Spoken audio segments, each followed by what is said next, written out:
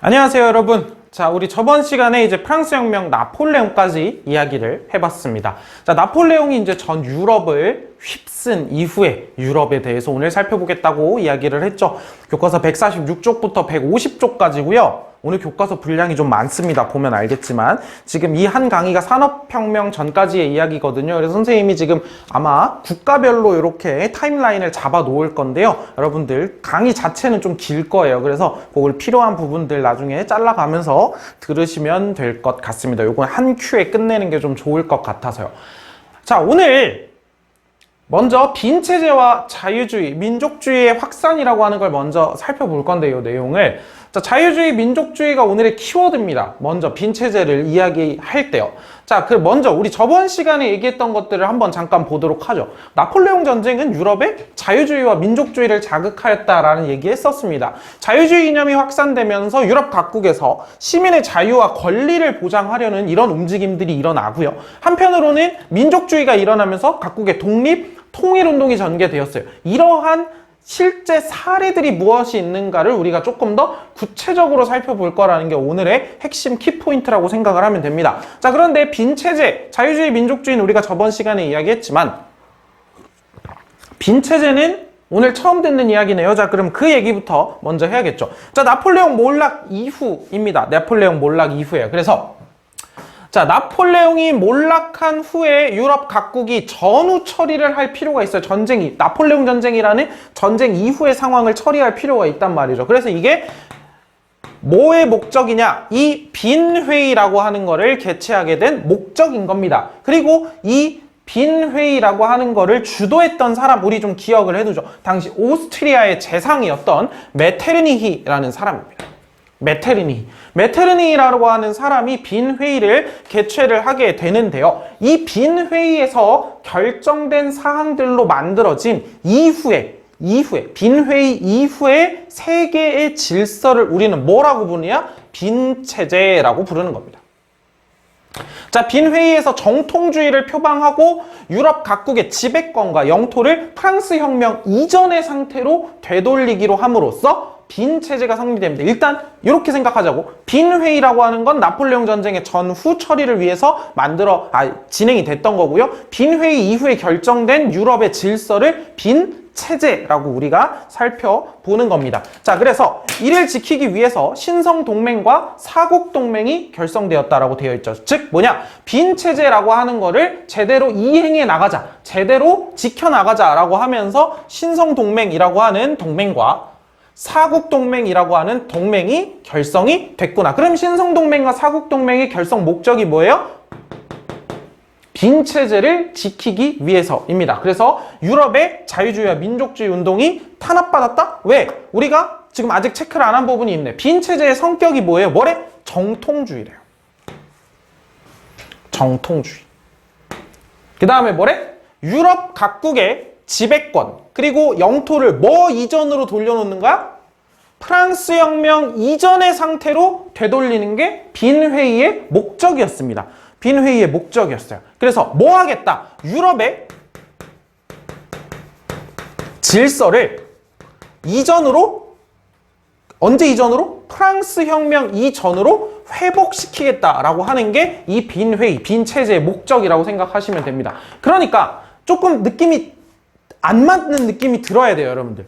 빈체제라고 하는 건 프랑스 혁명 이후에 터져나오게 된 자유주의, 민족주의라는 흐름이랑은 정면으로 맞서는 겁니다. 왜? 빈체제는 프랑스 혁명 이전으로 유럽의 질서를 돌려놓으려고 하는 거니까요. 정통. 이전의 것을 정통으로 보는 거야. 프랑스 혁명 이전의 상황이 정통이고 그 정통으로 돌아가야 되고 이게 빈체제의 목적이다 보니까 나폴레옹 전쟁으로 인해서 프랑스 혁명의 정신이 유럽 전국으로 퍼지면서 자유주의와 민족주의가 확산되고 있는 이 시기의 상황과는 또 정면으로 맞서게 되겠죠. 그러니까 무슨 말이 나오는 거예요? 빈체제로 인해서 자유주의와 민족주의 운동이 탄압받는다 라고 하는 이런 표현이 등장을 하게 된다라고 보시면 되겠습니다. 그래서 빈체제와 자유주의, 민족주의 확산 첫 번째 문단을 우리가 살펴봤고요. 제목을 한번 달아보자면 1번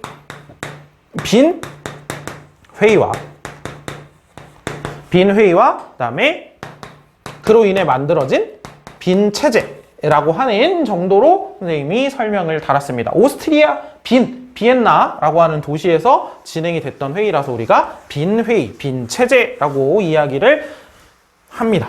자, 그러면 그 다음 문단으로 넘어가 보도록 하죠.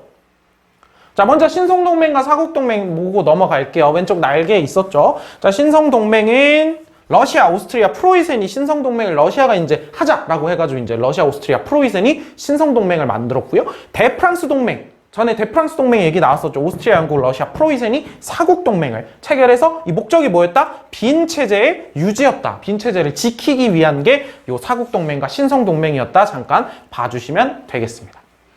자, 다음 문단으로 넘어가 보겠습니다. 다음 문단. 자, 두 번째 문단은 이제 유럽 전 곳곳에서 일어난 자유주의, 민족주의 운동. 요게 다음 문단, 두 번째 문단의 제목이라고 보실 수 있을 것 같고요. 몇 가지 사례를 살펴보도록 하겠습니다. 요건 지우고 넘어갈게요.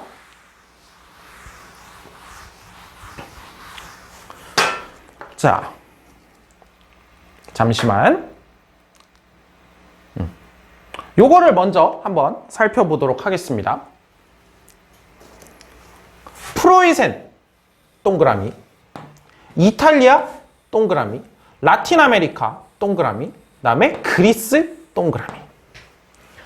자, 각국의 상황들이 어떤지를 먼저 하나하나 살펴보자는 겁니다. 자, 프로이센에서는요, 학생들을 중심으로 해서 학생 조합운동이라고 하는 게 펼쳐지게 됩니다. 학생들이 자유주의라고 하는 사상에 영향을 받아서 우리 황제체제를 끝내고 우리도 시민의 권리와 자유를 우리가 찾아야 된다라고 하는 그런 자유주의 운동을 전개하는 겁니다. 여러 학생조합이라고 하는 걸 만들어서요. 그래서 저 학생조합을 당시에 이제 독일어로는 뭐라고 부르냐면 부르센샤프트라고 불러요. 그래서 부르센샤프트 운동 뭐 이런 식으로 얘기를 하기도 합니다. 이 프로이센에서의 학생조합 운동을요. 자, 다음에는 이탈리아입니다. 이탈리아. 자, 이탈리아에서는 어디서 많이 먹는 이름이죠?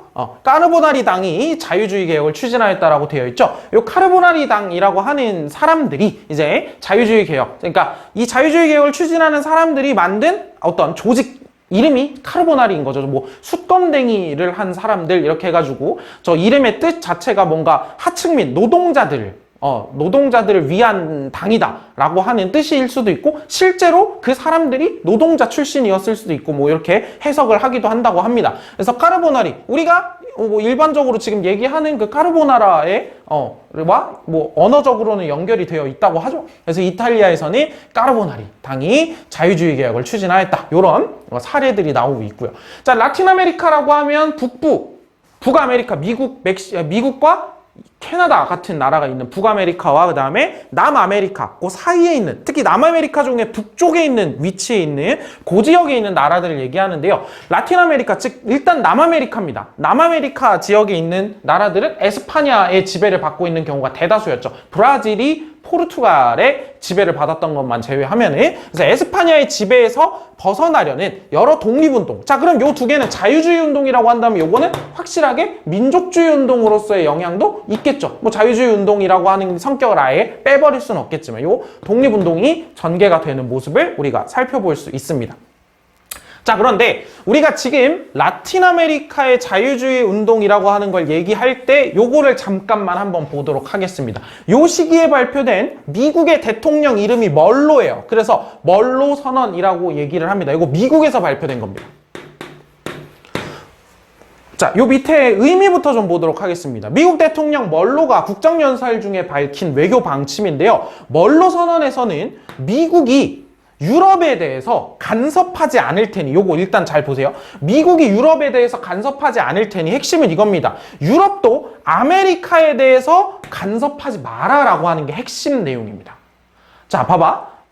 내가 이걸 지금 왜 얘기하는지를 잘 이해를 해봐야 돼요. 지금 라틴 아메리카에서는 에스파냐의 지배에서 벗어나려는 독립운동, 아메리카 지역이잖아. 그러면 에스파냐에서 지배에서 벗어나려는 독립운동이 발생하면 당연히 유럽, 특히 에스파냐 같은 나라들이 아메리카의 독립운동을 막으려고 하겠죠. 라틴 아메리카에. 거기에 대해서 멀로 선언이 발표가 된 거예요. 미국. 자, 아메리카 전체에 대해서 미국이 영향력을 미치려고 하는 그런 의미도 있을 수 있고요. 한편으로는 미국이 이제 확실히 요런 얘기를 합니다. 고립주의라고 해가지고요. 미국이 아메리카 지역의 여기에서의 발전에 조금 더 초점을 맞추겠다라고 하는 그런 느낌을 보여주는 거기도 합니다. 어찌됐든 봐봐. 미국이 유럽에 대해서 간섭하지 않을 테니 유럽도 아메리카에 대해서 간섭하지 마라. 어찌됐든 라틴 아메리카 입장에서는 호재죠. 좋은 일이에요. 왜? 라틴 아메리카가 독립운동을 하던 중에 미국이 일종의 뭐 진짜 지켜주려고 한 거는 아니겠지만은 그 효과가 나타난 거잖아요. 멀로 선언으로 인해서 아메리카 식민지 국가들의 독립에 유리한 환경이 조성이 되었다라고 하는 거는 분명한 거죠. 그래서 여기에 우리는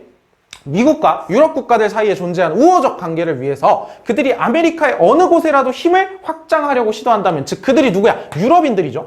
그들이 아메리카의 어느 곳에라도 확장하려 시도한다면 이는 우리의 평화와 안전을 위태롭게 하는 거다라고 선언하고 있다. 한편 유럽의 어느 국가나 어느 국가에 속하는 곳에 대해서도 우리는 방해한 적 없다. 앞으로도 방해하지 않을 거다. 우리 간섭 안 하겠다. 너희도 간섭하지 마라.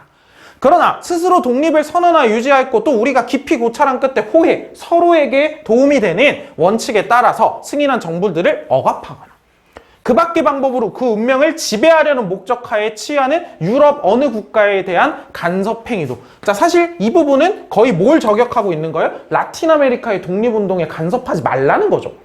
그래서 미국의 이 간섭 행위, 즉 아메리카 지역에 대한 간섭 행위는 누구에 대한 우호적이지 않은 의도다? 미국에 대한 우호적이지 않은 의도다라고 하는 이런 멀로 선언이라고 하는 것도 우리가 요 라틴 아메리카의 독립과 관련해서 조금 같이 알아둘 필요가 있을 것 같습니다. 그래서 여기에 요 정도로 적어두면 좋을 것 같아요. 멀로 선언이라고 해서 1823년에 있었던 멀로 선언이라고 하는 거. 자, 기억을 좀 해두시면 좋을 것 같고요. 자, 다음으로 우리가 아직 안 봤던 그리스입니다. 자, 그리스는 오스만 제국의 영향력 아래에 있었는데요. 오스만 제국의 러시아, 영국, 프랑스의 지원을 받고 유럽의 많은 지식인들까지도 이 그리스의 독립에 도움을 주면서 결국에 오스만 제국으로부터 독립을 쟁취하게 됩니다. 사실 좀 이상하지 않아요? 여러분들? 좀 앞으로 가볼까?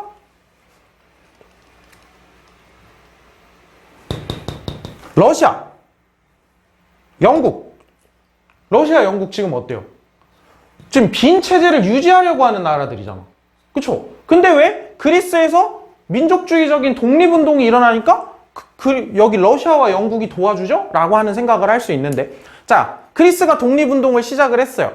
오스만 제국으로부터. 자, 그러니까 러시아가 침을 질질 흘리고 있었던 원래 어디? 저거 그리스가 위치하고 있는 발칸반도 쪽에 영향력을 행사하고 싶어서 러시아가 끼어든 겁니다. 이거는 영토 욕심이 나가지고. 그래서 러시아가 끼어드니까 영국이랑 프랑스는 야, 러시아가 진짜 저기에 영향력을 가지고 영토를 획득하면 어떡하지? 라고 하면서 그냥 냅둘 순 없다. 러시아만 끼어들게 냅둘 순 없다. 이러면서 영국과 프랑스도 끼어드는 거예요.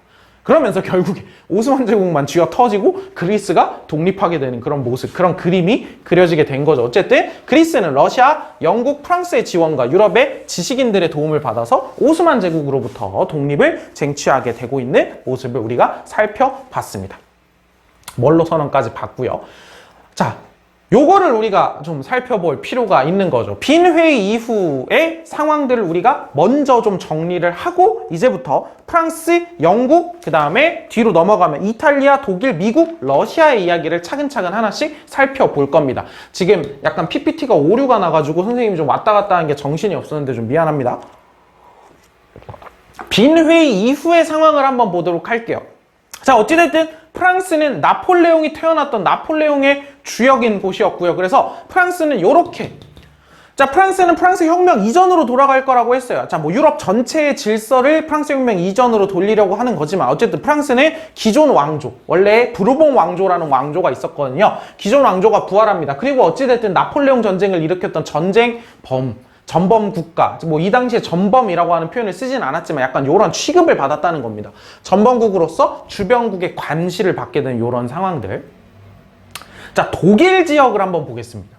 독일 지역은요, 독일도 막 나폴레옹한테 휩쓸렸을 거 아니야. 그러면서 막 합쳐진 지역도 있고 막 난리가 났단 말이에요. 빈 회의에서 요렇게 정리가 됩니다.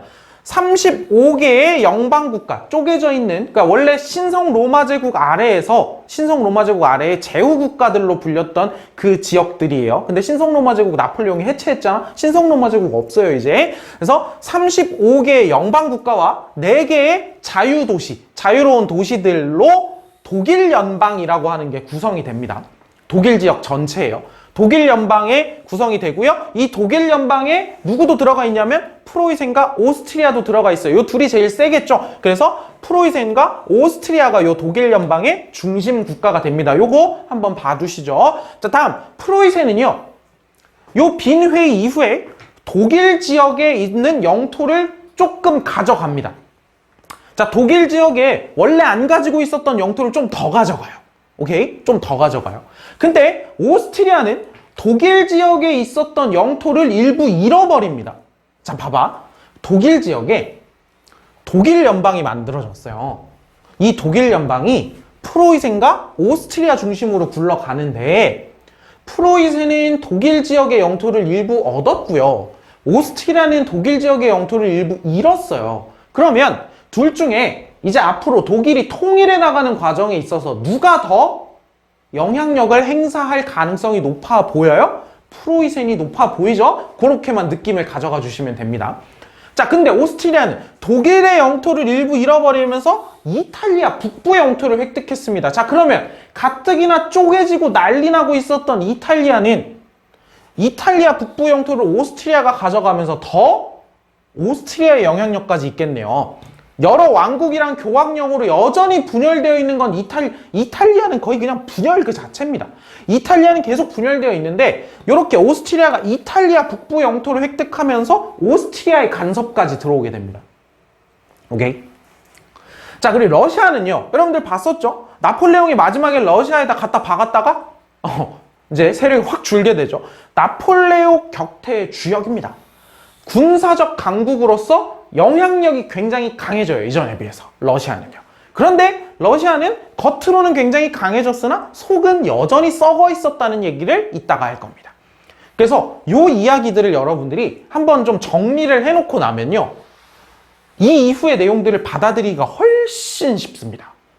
교과서에 있는 내용들도 많은데 이 중에서 일부러 한번 정리를 해봤습니다. 자, 그럼 우리가 지금부터 살펴볼 거는요. 146쪽에 있는 7월 혁명과 2월 혁명이라고 하는 제목으로 되어 있는 부분입니다.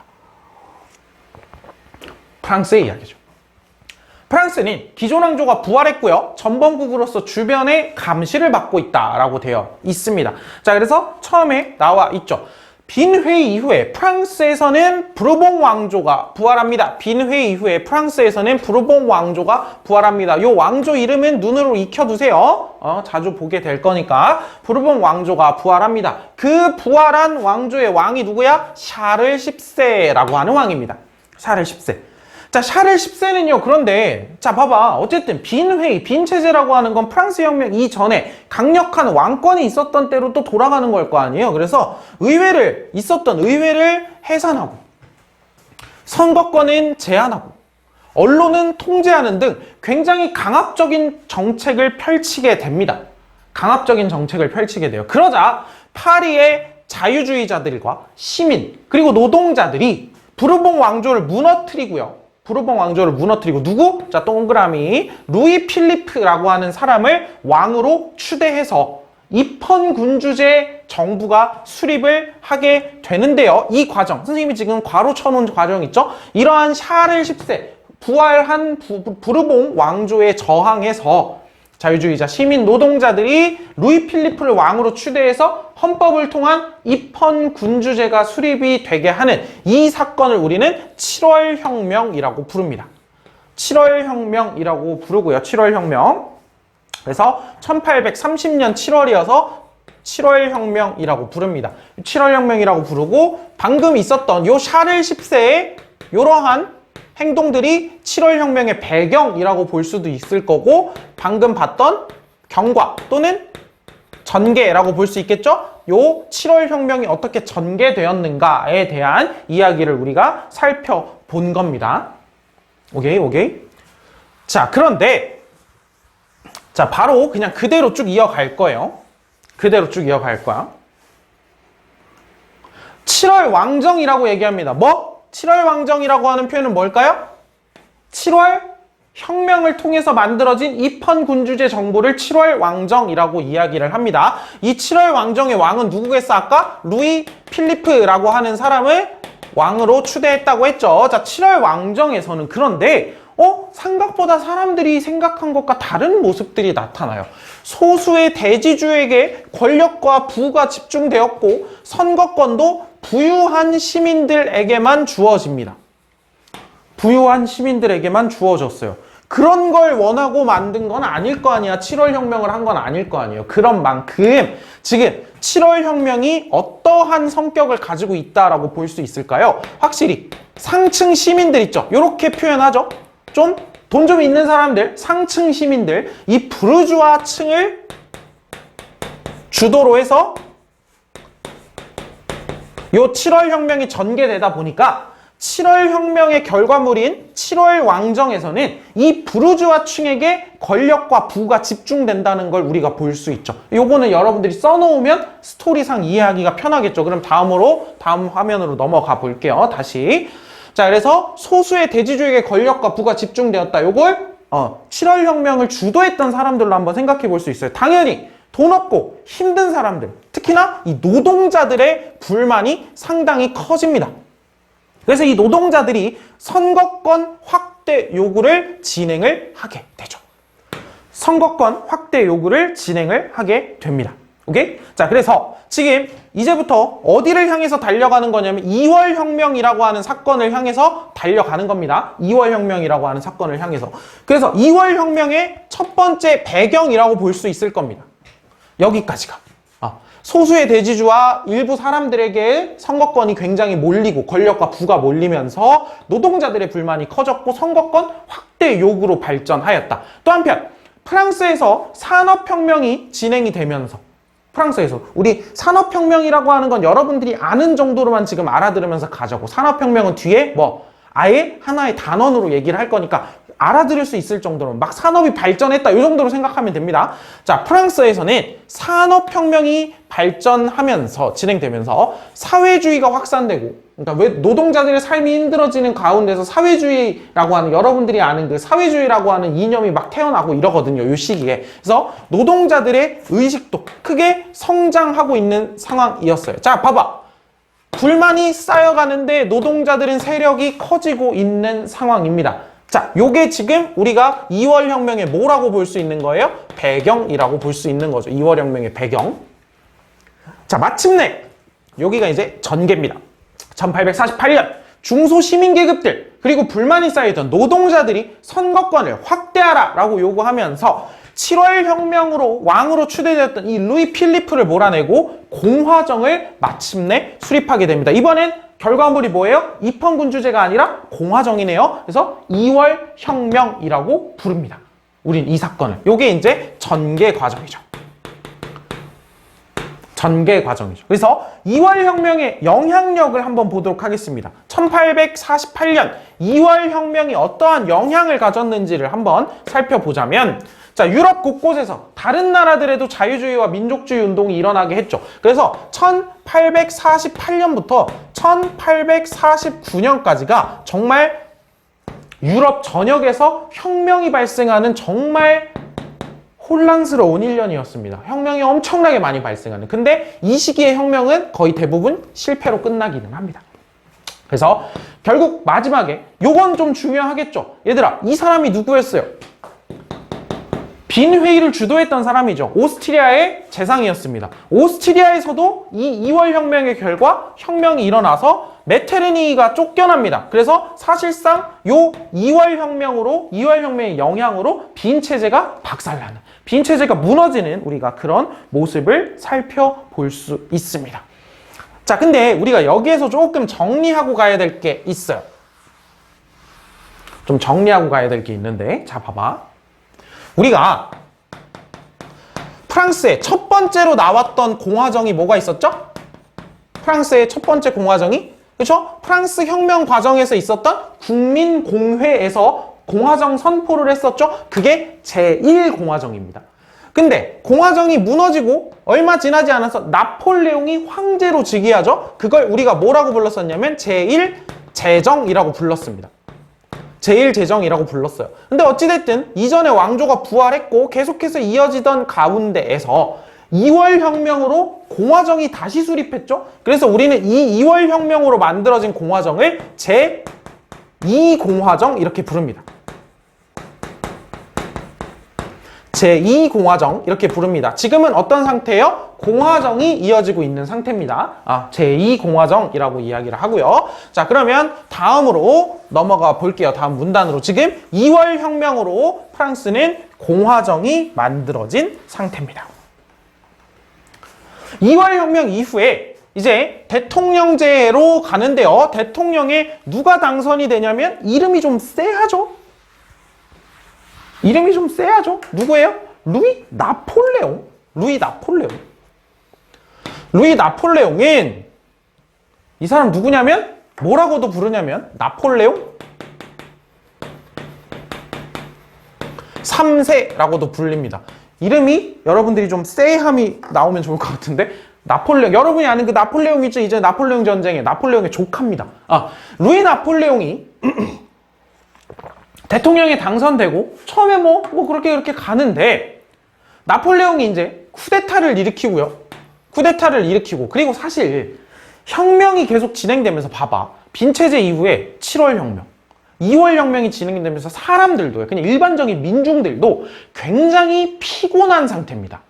피로한 상태예요. 이거 언제까지 이렇게 되는 거야? 너무 혼란하지 않아? 차라리 이전이 낫지 않았나? 막 하는 생각을 하는 사람들도 있단 말이야. 그래서 이러한 분위기 속에서 나폴레옹은 쿠데타를 일으키고요. 루이 나폴레옹은 국민투표를 통해서 이 국민투표에서 황제에 즉위할지 말지라고 하는 이 국민투표에서 압도적인 찬성표를 얻으면서 황제에 즉위합니다.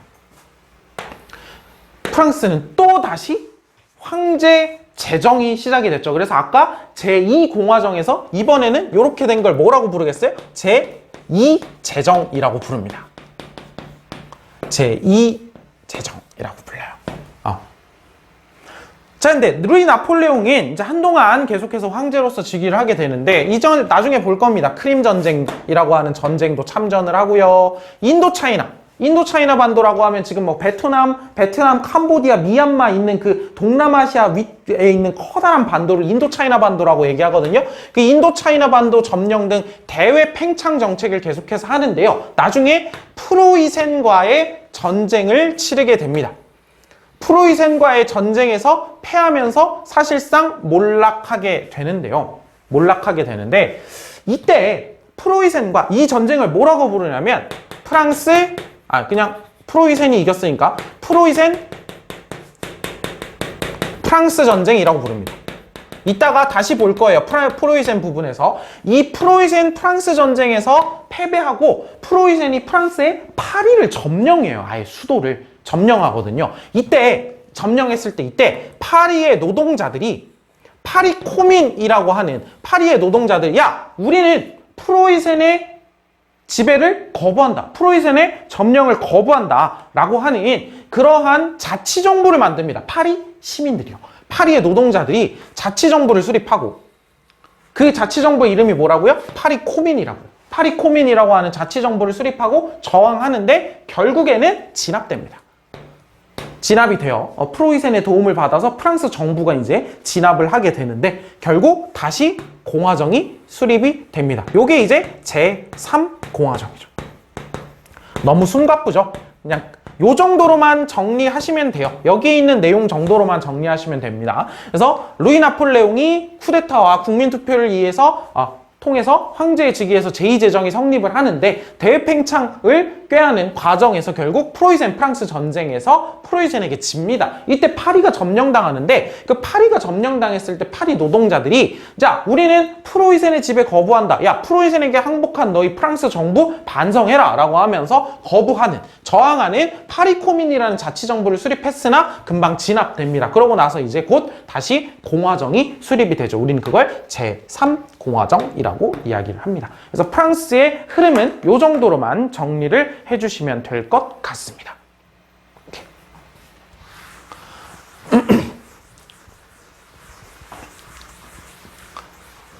자, 그러면 이제는 어디로 넘어가냐? 영국으로 넘어갈 건데요. 선생님 이거 하트 표시를 왜 해놨냐면 기억하세요.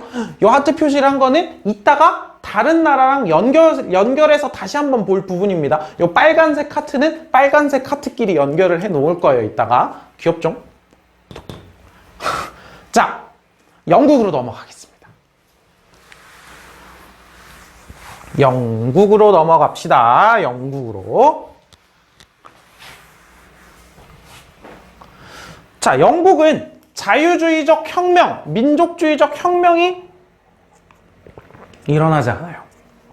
일단은 영국에서는 조금 다른 형태로 이 이야기가 진행이 되는데, 영국은 의회의 권한이 강하잖아. 입헌군주제 내각 책임제가 확립이 됐잖아요. 그래서 의회를 중심으로 해서 자유주의적 성격의 개혁, 시민들의 권리, 시민들의 자유라고 하는 거를 조금씩 확대해 나가는 자유주의적 개혁이 점진적으로, 그러니까 혁명을 통해서 갑자기 팡 하고 터져 나오는 게 아니라 조금씩 법들을 만들어 가면서 이렇게 할 수 있는 분위기가 있었던 거죠. 다른 나라들이랑 확연히 다른 특징입니다. 이게 영국의 자유주의 개혁의 가장 큰 특징이라고 볼 수 있어요. 의회를 중심으로 해서 어떤 개혁? 점진적으로 개혁이 개혁이 이루어졌다. 자, 대표적인 법들을 보면 요때 이제 영국이 한창 1800년대, 1700년대에서 1800년대로 넘어가는 그 시기에 한창 산업혁명 시기거든요. 산업혁명. 그래서 하루에 12시간 이상의 노동, 그 산업혁명 과정에서 막 아동노동, 그리고 막 노동자들의 처우 막 난리가 났었거든. 처음에 노동법 이런 것도 없잖아요. 그래서 하루 12시간 이상의 노동, 그리고 심야 작업을 금지하는 공장법이 유럽 최초로 제정이 됐고요. 또 이 자유주의적 개혁의 내용 중에 심사법이 폐지되고 카톨릭 해방법을 제정해서 종교의 자유도 허용을 하는 그런 모습을 살펴볼 수 있습니다. 그런데 심사법이 뭐야? 라고 하면 여러분들 안 돼요. 원죄였어. 명예혁명이라고 하는 파트를 우리가 이야기를 할 때 명예혁명. 자, 앞으로 막 넘어가 봐. 여기. 어디? 139쪽에 있습니다. 찰스 2세라고 하는 왕이 좀 이렇게 전제정치적 모습을 보이고 막 카톨릭을 우대하려고 하는 모습을 보이니까 그때 의회가 이걸 막기 위해서 심사법과 인신보호법을 만들었다고 했어요. 그 중에 심사법은 무슨 내용이었냐면 국교도, 국교회를 믿지 않는 사람에게 공직에 취임하는 걸 금지시켰던 거예요. 즉, 심사법을 폐지했다는 건 무슨 뜻이야? 비국교도. 국교를 믿지 않는 사람, 비국교도에게도 공직을 허용한 겁니다. 공직 취임을 허용한 거고요. 자, 그 다음에 카톨릭 해방법 같은 경우에는, 자, 카톨릭 해방법은 뭐야? 이전에는 카톨릭 세력에 대해서 굉장히 막 이렇게 억압하려고 하는 모습을 보였잖아요. 왜? 또 왕이 카톨릭을 가지고 오려고 하고 막 왕이랑 부딪히고 이런 과정에서 그랬잖아요. 자, 그런데 카톨릭 해방법을 제정했다. 카톨릭 교도에 대한 차별들이 거의 대부분 철폐됩니다. 카톨릭 해방법이라고 하는데요. 자, 여러분, 심사법의 내용이 비국교도에게 공직을 허용한다는 게 아니에요. 헷갈릴까봐. 심사법을 폐지했다는 게 이 뜻이라는 거예요. 심사법은 비국교도에게 공직 취임을 금지한다는 뜻이었죠. 그걸 폐지했으니까 이 뜻이겠죠. 그리고 카톨릭 해방법이라고 하는 내용이 요 내용이다. 그래서 종교의 자유까지. 그래서 이런 점차 조금씩 자유주의적인 모습들이 우리가 살펴볼 수 있다라고 하는 거를 우리가 살펴볼 수 있습니다. 자, 여기는 문단 번호는 딱히 두지 않을 거예요. 다음으로 넘어가 보겠습니다. 자, 산업혁명이 나오면 일단 당연하게 받아들이고 넘어가자고 했어요. 자, 산업혁명이 일어났습니다. 공장도 많이 만들어지고요. 굉장히 인구 이동도 많아지게 됩니다. 왜? 자, 산업혁명이 일어났어요. 그냥 대체로 산업화가 일어납니다. 그럼 공장들이 많이 만들어지고요. 인구는 어디에서 어디로 많이 갈까요? 농촌에서 도시로 많이 몰립니다. 도시화가 진행이 되죠. 산업혁명이 진행이 되면, 산업화가 진행이 되면 인구 이동이 늡니다. 자, 그런데 봐봐. 그러면 선거구를 재조정할 필요가 있어요. 예를 들면 이런 거야. 여기에 농촌에 A라고 하는 선거구가 있었고요. 선거구가 있었고, 여기에 도시에 B라고 하는 선거구가 있었어요. B라고 하는 선거구가 있었어. 근데 이 농촌 선거구 A에서 원래 산업혁명 이전에 여기서 2명을 뽑고 있었다고 쳐봐. 국회의원을 2명 뽑아요. 근데 여기 도시 B에서도 똑같이 2명을 뽑고 있었다고 쳐보자고. 근데 이때 인구가 뭐 10만 명이었어. 이때 인구가 20만 명이었어.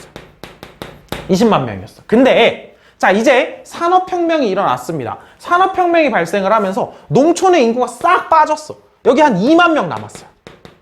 2만 명 남았어. 근데 도시 B로는요, 막 사람들이 막 몰려들어. 막 주변 농촌에서. 그래서 인구가 여기가 50만이 됐다고 쳐봅시다.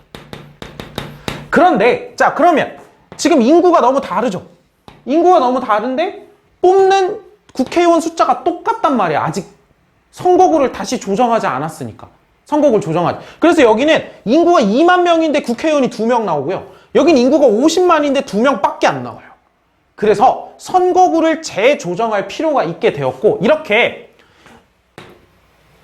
이렇게 인구 이동을 통해서 인구가 엄청나게 줄었는데 여전히 똑같은 숫자의 너무나 많은 국회의원을 뽑고 있는 선거구를 뭐라고 부르냐면 부패 선거구라고 불러요. 이해만 하시면 돼요. 부패 선거구라고 부릅니다. 그래서 이 부패 선거구를 재조정할 문제에 대해서 이야기를 하게 되죠. 요게 이제 선거구 재조정의 필요성이에요. 산업혁명으로 인구 이동이 늘면서 선거구를 재조정을 할 필요가 있다고 얘기를 하고, 자, 그러면서 1831년 제1차 선거법 개정을 통해서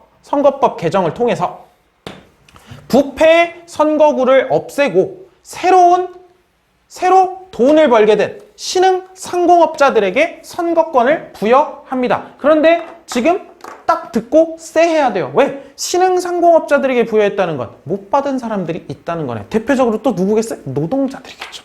그러나 1차 선거법 개정으로 선거권을 보장받지 못한 누구들? 노동자들도, 그러면 이 노동자들, 우리 아까 봤잖아, 얘들아.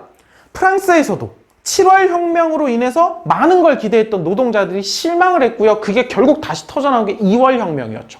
그런 것처럼 영국에서도 1차 선거법 개정으로 기대를 했으나 실망한 노동자들은 또 선거권 확대 운동을 벌이게 될 겁니다. 그래서 이들이 인민헌장이라고 하는 문서를 발표를 합니다. 그래서 요 단어는 기억을 해줄 필요가 있고요. 인민헌장이라고 하는 내용을 발표하면서 참정권 확대를 요구하는 운동을 벌이는데 우리는 그걸 차티스트 운동이라고 합니다. 요 헌장, 인민헌장을 차트, 영어로 차트라고 해요. 그래서 그 차티스트 운동이라고 부르는 거죠. 전개하게 됩니다. 그런데 요 차티스트 운동이 벌어졌을 당시에 노동자들의 요구가 받아들여졌냐? 그렇지는 않습니다. 그런데 이후에 얼마 지나지 않아 선거법이 개정되면서 선거권이 확대가 되게 됩니다. 자, 그래서 점차 노동자들에게도 선거권이 확대되어 나가는 모습을 보일 거예요. 이번엔 선거권과 관련해서 여성들에게 한번 보도록 하죠. 여성들도, 이때는 여성들은 당연히 없는 상황이었어요. 여성들도 선거권 요구 투쟁을 점차 벌이면서 20세기 초가 되면 여성들도 일부 선거권을 가지게 됩니다. 선거권 확대와 관련된 이야기는 조금 이따가 살펴보도록 하겠습니다. 자, 여기까지가 정치적으로 선거권과 관련된 자유주의적 개혁들이 어떻게 일어나고 있는가와 관련된 문제였고, 자, 이번에는 분야는 경제입니다. 경제. 이번엔 분야는 경제예요. 자, 그래서 요거는 예시였으니까 지우고, 지금 우리가 살펴본 이만큼이 뭐에 대한 거야? 정치적으로 선거권 요구와 관련된 거라면 지금부터 잠깐 한 문장 볼 거는 경제 파트입니다. 경제 분야에서도 곡물법과 항해법이 폐지가 되고 정부 규제가 완화되면서 자유무역이 크게 발달하게 됩니다. 그런데 곡물법과 항해법을 모르죠? 라고 했을 때 네라고 하면 안 돼요. 항해법은 우리 배웠어요. 그냥 여기다 잠깐 써볼까? 이거 누가 만들었었어?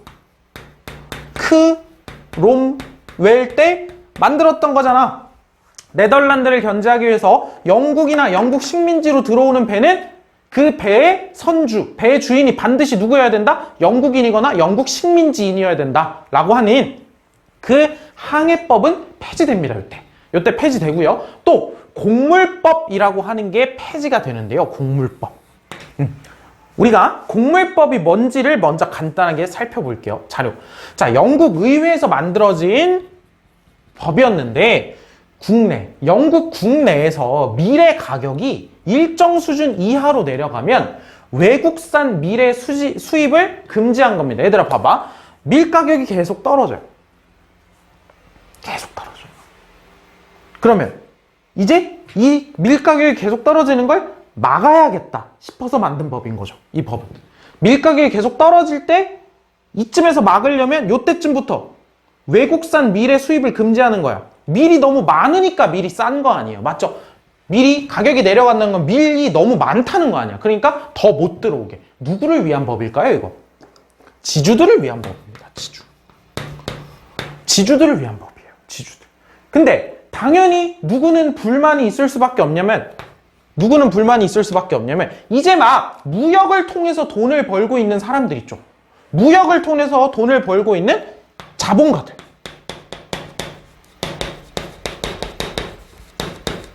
자, 산업 자본가들은 노동자들을 써야 돼요. 근데 노동자들에게 임금을 주거나 할 때 제일 중요한 것 중에 하나가 뭐냐면 식량값이야. 먹을 게 좀 싸야 임금도 싸게 줄 수 있을 거 아니야. 근데 봐봐요, 이거.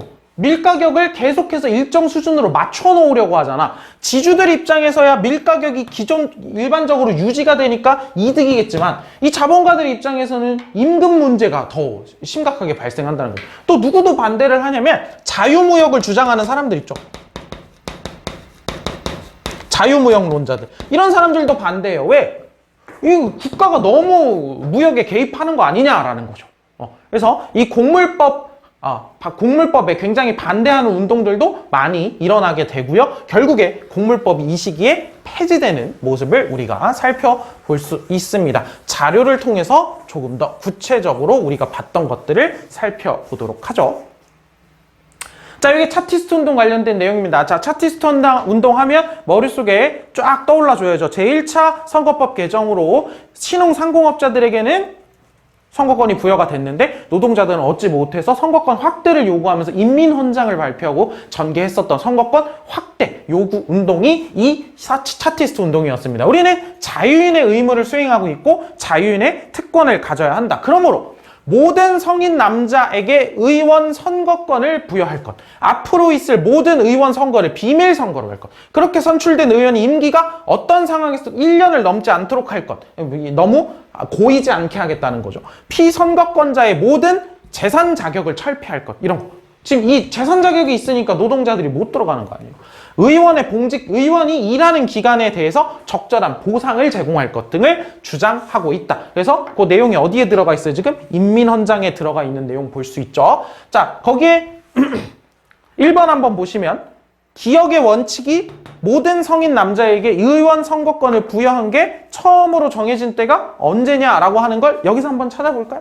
자, 선거법 개정이 이루어집니다. 자, 보세요. 그래서 1차 때 산업자본가, 신흥상공업자라고 표현되어 있죠. 본문에는. 이 사람들에게 1차 선거권, 이 선거법 개정으로 인해서 이제 선거권이 넘어가는데, 자, 요 사이에 어떤 운동이 있었던 거야? 요 사이에 차티스트 운동이 있었던 거죠. 차티스트 운동이 요 사이에 있었던 거고.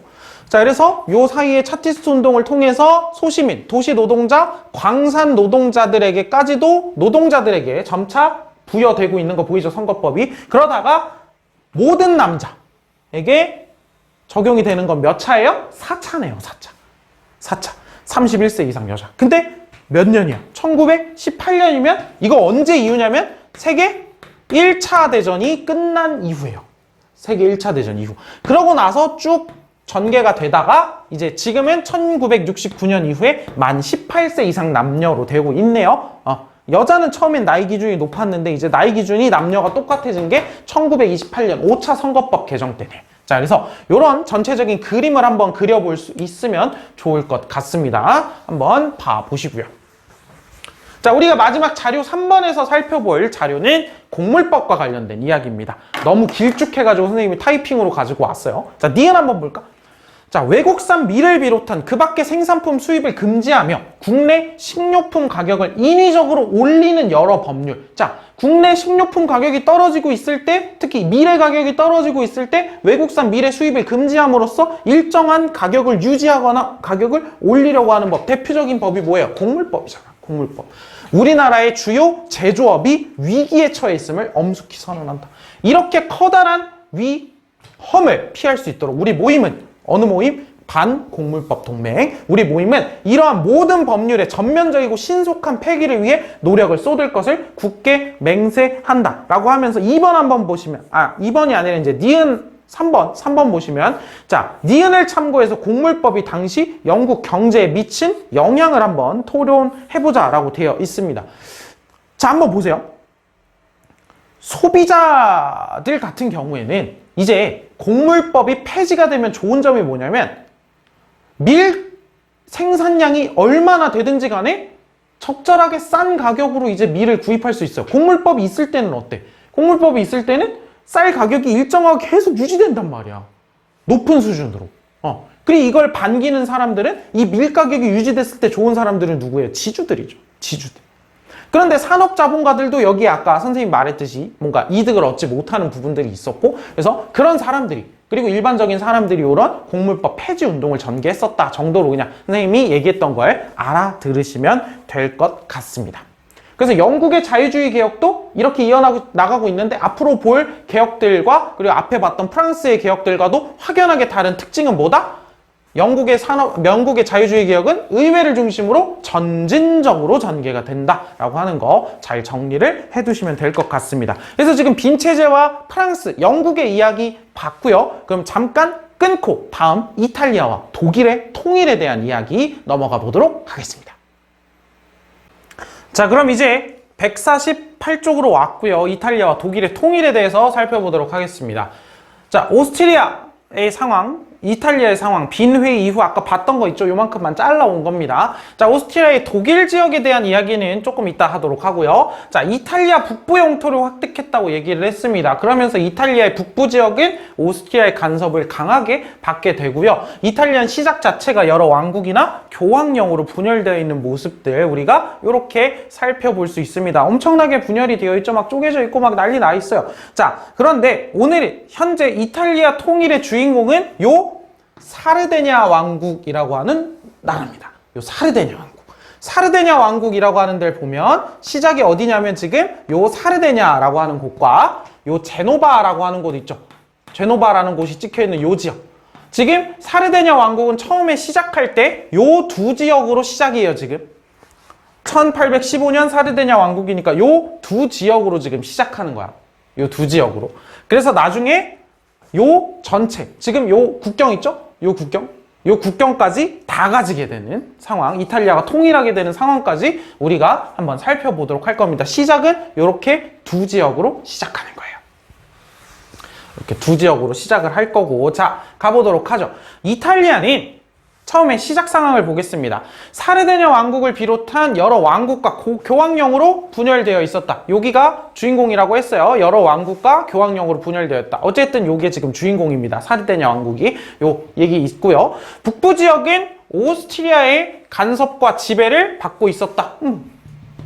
했던 얘기죠. 그러나 나폴레옹의 이탈리아 침공을 계기로 해서 이탈리아의 민족의식이 고조되었다. 우리 전에 봤던 그 민족주의가 자극이 되었다라고 하는 얘기입니다. 그러면서 이제 뭐가 시작되는 거야? 통일운동이 이제 시작이 됩니다. 처음에 통일에 대한 이야기를 시작을 했었던 사람은 사실 이 사람이에요. 마치니라는 사람입니다.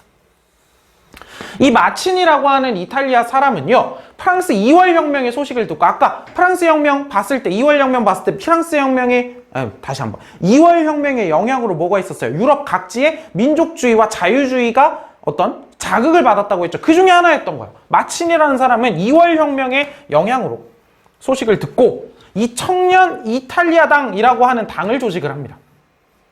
청년 이탈리아당이라고 하는 당을 조직을 해서 통일운동을 전개를 하는데, 사실 이 마치니의 청년 이탈리아당 활동은 실패로 끝납니다. 실패로 끝나요. 그래서 이제 바통은 누구에게로 넘어오는 거예요? 통일운동의 바통은 누구에게로? 사르데냐 왕국에게로 넘어오게 됩니다. 사르데냐 왕국에게로 넘어오게 돼요. 사르데냐 왕국에게로 넘어오게 됩니다. 자, 그러면 사르데냐 왕국이 주인공으로서 어떤 활동을 펼치게 되는지 한번 볼게요. 자, 그러니까 지금 여기에서 마치니가 활동을 해봤으나 실패로 끝나게 됐고, 다음 바통은 여기 이렇게 두 영토를 가지고 있는 사르데냐 왕국으로 넘어오는 겁니다. 자, 사르데냐 왕국의 당시의 재상이었던 카보우르, 자, 기억해 주셔야겠죠. 카보우르라고 하는 사람은요, 산업을 장려하고 군대를 양성하는 등 내정개혁에 힘썼을 뿐만 아니라 산업을 장려하고 군대를 양성하는 등 내정개혁에 힘쓰고 하나 더 합니다. 뭐냐면 카보우르는 이렇게 판단을 했어요. 아, 이탈리아가 통일을 하려면 우리만의 힘으로는 힘들다. 주변 나라들의 도움이 필요한데, 자, 주변 나라들에게 좀 잘 보여 놓을 필요가 있잖아요. 그래서 막 영국이나 프랑스나 이런 나라들과 이미지를 좋게 하기 위해서 그들이 참여하는 전쟁에 같이 참여한다거나 이런 모습들을 보여요. 그래서 그렇게 이미지를 잘 쌓아 놓은 상태에서 프랑스를 끌어들입니다. 프랑스를 끌어들여서 프랑스와 이제 손을 잡은 상태에서 오스트리아를 밀어내요. 그래서 이탈리아 북부와 중부 지역을 통합합니다. 그래서 이때 프랑스가 누구냐면 나폴레옹 3세예요. 루이 나폴레옹 있잖아. 그 대통령으로 선출이 되었으나 국민투표를 통해서 제2제정을 열었던 그 루이 나폴레옹 3세 때입니다. 프랑스를 끌어들여서 오스트리아를 물리치고 이탈리아 북부와 중부 지역을 통합하게 됩니다. 지도 한번 볼까요? 자, 그래서 요렇게 있는데 이탈리아 북부 지역, 그 다음에 중부 지역까지. 그러면 어디가 남은 거야? 남부 지역이 남죠. 자, 그래서 일단 여기까지 온 거예요. 이탈리아 북부와 중부 지역을 첫 번째로 통합을 합니다. 프랑스를 끌어들여서요. 이때 바람처럼 나타난 사람이 있었으니 그 사람이 누구냐면 요 카보우르라는 사람, 가리발디라는 사람입니다. 이 가리발디가 의용군, 붉은 셔츠단이라고 부르거든요. 붉은 셔츠단. 자, 이 붉은 셔츠단이라고 하는 의용군을 이끌고요, 남부 지역의 원정을 떠납니다. 의용군을 이끌고. 그게 가리발디였어요. 자, 봐봐. 이탈리아 북부와 중부 지역을 통합했어요. 남부만 남았는데 이 남부 지역은 가리발디라는 사람이 의용군을 이끕니다. 의용군. 자, 이제 전쟁하겠다. 자, 모아라. 다 모여라. 라고 해서 이제 붉은 셔츠단이라는 의용군을 이끌고 남부 원정을 갑니다. 그래서 시칠리아 섬, 그리고 나폴리와 같은 남부 지역을 싹 통합을 합니다. 그리고 이 가리발디는 자기가 그걸 어떻게 하려고 한 게 아니라 누구에게? 여기 사르데냐 왕에게 바쳐요. 사르데냐 왕이었던 엠마누엘레에게 바칩니다. 자, 그러면 사르데냐 왕은 지금 이탈리아 북부 지역과 중부 지역을 통합했어요. 그리고 가리발디에게 땅을 받아서 남부 지역까지 다 먹은 상황이죠. 그러면서 1861년 통합 이탈리아 왕국이 성립을 하게 됩니다. 통합 이탈리아 왕국이 성립을 하게 돼요. 통합 이탈리아 왕국이 성립을 하게 되는 거예요. 카보우르의 이런 활약으로 프랑스를 끌어들여서 오스트리아를 물리치면서 이탈리아 북부와 중부 지역을 싹 가지고 오고, 가리발디의 활약에 힘입어서 남부 지역까지 통합을 하면서 1861년 통합 이탈리아 왕국이 탄생을 하게 되는 거예요. 이탈리아 왕국이 탄생을 하게 되는데, 지도 한번 보겠습니다. 자꾸 하트가 뜨네. 자, 지도를 한번 보면요. 자, 그래서 지금 봐봐. 1861년 이탈리아 왕국은 선생님이 노란색으로 색칠을 해볼게요. 자, 사르데냐 왕국은 이렇게 시작을 했단 말이야. 이렇게 시작했는데 조금 더 검은 지역을 여기까지. 자, 지금 북부 지역까지 통합을 했고요. 북부 지역까지 통합을 했고, 여기가 시칠리아 섬까지 해가지고 지금 요만큼을 먹은 거야. 지금 어디를 못 먹었냐면, 아직은 1861년 시점에는 요 지역과 베네치아 지역과 여기 어디? 교황령 이 지역을 못 먹었죠. 특히나 이 베네치아 지역은 오스트리아의 영향, 아직 오스트리아가 먹고 있는 상황이었고, 교황령은 교황의 땅이잖아. 그래서 여기를 군사적으로 강제 병합하기가 조금 아직은 아리까리한 상황이었던 거예요. 그래서 지금 요 노란색으로 색칠한 요 지역은 통합을 하면서 1861년 이탈리아 왕국이 만들어집니다. 이탈리아 왕국이 만들어지는데요. 그래서 요 오스트리아가 가지고 있었던 요 베네치아 지역은 1866년에 그리고 요 교황령은 1870년에 점령을 하게 되면서 최종 이탈리아 전체 이러한 국경이 만들어지게 될 건데요. 왜 자꾸 하트가 뜨냐면 자, 요 베네치아라고 하는 곳을 1866년에 먹을 거고 교황령을 1870년에 먹을 건데 요 베네치아를 먹는 과정이 다른 나라와 엮이는 부분이 있었어요. 아까는 빨간색 하트였지 이번엔 보라색 하트입니다. 이따가 프로이센 조금 이따가 독일 얘기하면서 다시 한번 쭉 이야기를 할 거니까 결국 1870년에 베네치아와 교황령까지 먹게 된다. 그러면서 통일을 완성하는 지역 그런 것들을 우리가 살펴볼 수 있습니다. 사실 그럼에도 불구하고 여기 초록색 지역 있잖아요. 요 초록색 두 지역 있죠. 요 초록색 두 지역은 결국 못 먹죠. 여기 뭐라고 되어 있어요? 미수복 지역이라고 되어 있죠. 미수복 지역. 수복하지 못한 지역. 1919년에 획득한다는 거, 이건 언제 이후에 획득한다는 거 알 수 있어. 제1차 세계대전 이후에 여기를 이탈리아가 획득을 하게 됩니다. 어찌됐든 그렇구나 라고 생각을 하고 자 이제 이탈리아는 통일이 됐어요. 독일의 통일 과정을 한번 살펴보겠습니다. 독일은 봐야 될 게 좀 많아요. 다시 한번 빈회 이후의 질서예요. 독일 지역은 35개의 영방국가와 4개의 자유도시로 구성된 독일 연방이라고 하는 게 만들어졌는데 여기에 포함되어 있던 프로이센과 오스트리아가 중심이 됩니다. 그런데 프로이센은 독일 지역의 영토를 획득을 했고 오스트리아는 이탈리아 지역의 영토를 획득하는 대신에 독일 지역의 영토는 일부 상실하고 있는 그런 상황에 있다라고 보시면 되고요. 이대로 넘어가 보겠습니다. 빈 체제에서요. 독일은 프로이센을 비롯한 35개의 영방국가와 4개의 자유시로 분열되어 있었는데 어쨌든 이것들이 뭘로 구성이 된다? 독일 연방으로 구성이 되어 있다. 이렇게 좀 써놓읍시다. 이게 독일 연방으로 구성이 되어 있다라고 하는 걸로 좀 써놓으면 좋을 것 같고요. 자, 이렇게 영토를 획득하면서 조금 더 주도권을 쥐게 된 프로이센은요 어떻게 움직임을 시작하는지 한번 보도록 하겠습니다. 프로이센은 주도권을 쥐고 이제 통일을 위한 열차 위에 탑승을 합니다. 프로이센은 독일 안에서 거래되는 상품에는 즉 독일 지역 자 우리가 영방국가와 자유도시로 나뉘어져 있기는 하지만 우리가 지금 독일이라고 하는 지역으로 묶여있는 한 요 안에서 상품 거래가 이루어진다면 우리끼리는 관세를 물지 않기로 하자라고 하는 관세 동맹이라고 하는 걸 체결하면서 먼저 뭐부터 시작해요? 경제 통합부터 시작을 합니다. 그래서 프로이센이 먼저 시작한 건 이 관세 동맹이라고 하는 경제 통합부터 시작을 하게 되는 모습을 볼 수 있습니다. 자, 연도는 일단 써볼게요. 1833년에 있었던 일이에요. 1833년에 이 관세 동맹을 체결을 주도합니다. 요 프로이센이.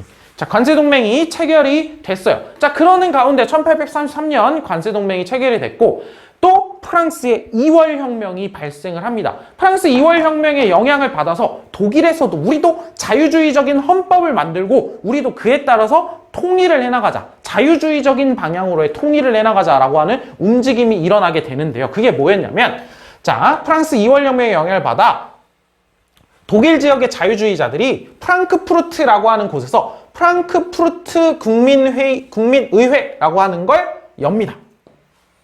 프랑크푸르트 국민의회라고 하는 걸 엽니다. 그래서 독일은 어떻게 통일을 하는 것이 좋을까라고 하는 이야기를 한단 말이죠.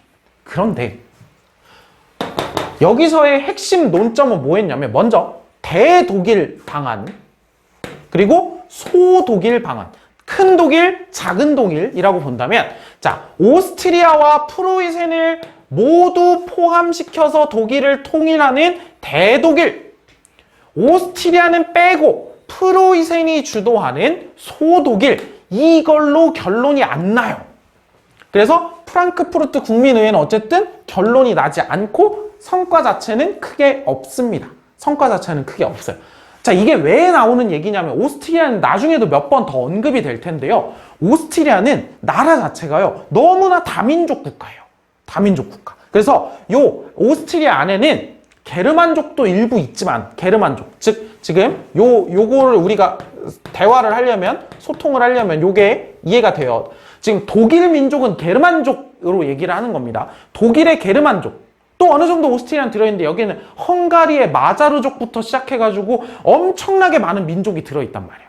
사실 프로이센도 여러 민족이 들어있기는 하지만 프로이센은 우리는 명확한 게르만족 국가다라고 하는 걸 내세우면서 오스트리아는 내세우기에는 너무나 다민족 국가였거든. 그래서 이거는 뭐냐면 대독일 통일 방안은 그런 거 신경 쓰지 않고 오스트리아도 포함을 시키느냐, 아니면 정말 오스트리아 빼고 순수 독일의 게르만 민족들끼리 통일을 할 거냐의 문제인 거예요. 어쨌든 결론은 이걸로 통일이 될 거예요. 나중에 최종 통일은 소독일로 오스트리아는 뺍니다. 그런데 이렇게 좀 프랑크푸르트 국민의회도 지지부진해진 요 시기쯤 프로이센의 재상이 누구냐면 비스마르크라는 사람입니다. 들어본 적 있어요? 이 비스마르크라고 하는 사람은 이렇게 생각했어요. 아니 자유주의적인 방법이고 뭐고 간에 진짜 생각을 해봐. 일단 제일 핵심, 우리가 통일할 가장 중요한 방법은 뭐야? 결국엔 이거야. 군사력, 철혈, 피와 철을 가지고 우리가 통일을 해낼 수 있다. 즉 우리는 군사력 확장에 굉장히 큰 힘을 쏟아야 된다라고 생각을 하고요. 비스마르크는 가장 큰 독일의 가장 핵심적인, 독일이 통일하는 데에 가장 걸림돌이 되는 방해 세력으로 누굴 꼽냐? 프랑스와 그리고 오스트리아를 꼽습니다. 자꾸 얘네가 걸리적거리니까 통일이 안 되고 옆에서 프랑스는 우리가 통일이 되는 걸 좋아할 리가 없잖아. 그래서 비스마르크는 프랑스와 오스트리아를 가장 핵심 적으로 삼고요. 그 다음에 철혈정책이라고 하는 요 키워드 기억해 주셔야겠죠. 방법으로 얘기를 합니다. 자, 그래서 당시에 비스마르크가 했던 얘기를 자료를 통해서 한번 살펴보도록 하죠. 프로이센은 지금까지 여러 번의 좋은 기회를 놓쳐왔는데 이를 거울 삼아서 앞으로 좋은 기회에 대비해서 힘을 모아야 한다. 프로이센의 국경은 정상적인 국가에 어울리지 않는다. 언론이나 다수결로는 현재의 문제를 해결할 수 없다. 바로 이 언론이나 다수결로 해결했던 것이 바로 1848년과 49년에 있었던 오류였다. 1848년이면 2월 혁명이 있었을 때입니다. 1848년 2월이거든요. 48년과 49년의 오류. 2월 혁명의 영향을 받아 독일에서 무슨 일이 있었죠? 프랑크푸르트 국민의회. 그래서 이게 뭘 얘기하는 거냐면 써볼까 그냥? 프랑크푸르트 국민의회에서 자유주의자들이 모여서 어떻게 통일하면 좋을지 왈가왈부했었던 그 모습이 오류라고 얘기하고 있어요. 우리가 결국 통일할 수 있는 방법은 뭐야? 무기와 피에 의해서만, 뭐에 의해서만? 혈에 의해서만 해낼 수 있지. 이렇게 서로 모여서 뭐 얘기하고 한다고 될 게 아니다라고 지금 비스마르크는 얘기를 하고 있는 거죠. 자, 그래서 지금 비스마르크는 조금씩 가장 핵심 적으로 삼았던 프랑스와 오스트리아를 어떻게 정리해 나갈 것인지 고민을 해 나갑니다. 자, 그래서 먼저 오스트리아와의 전쟁을 하게 됩니다. 프로이센은 오스트리아와 전쟁에서 승리를 합니다. 사실 프로이센이, 선생님이 여기에 프로이센과 오스트리아가 전쟁하는 과정, 프로이센과 프랑스가 전쟁하는 과정, 전쟁을 하게 된 그 이전 상황을 많이 길게 복잡하게 설명해주면 여러분들이 뭐 재밌게 들을 수도 있겠지만은 너무 많이 설명하면 또 여러분들이 너무 부담스럽잖아요. 그래서 내가 아까 설명한 정도로만 비스마르크는 확실하게 프랑스와 오스트리아가 독일 통일의 적이라고 생각을 했습니다. 그래서 처음으로, 그러니까 사실상 프로이센과 오스트리아가 전쟁한 건 뭐야? 독일 통일의 주도권을 누가 가질 것인가에 대한 전쟁이잖아요. 사실상. 그렇죠? 그래서 프로이센은 오스트리아와의 전쟁에서 승리를 합니다. 그래서 아까 있었던 독일 연방을 해체하고요. 북독일 연방, 북쪽 지역의 독일 연방을 결성을 합니다. 요거 체크를 해 두시고요.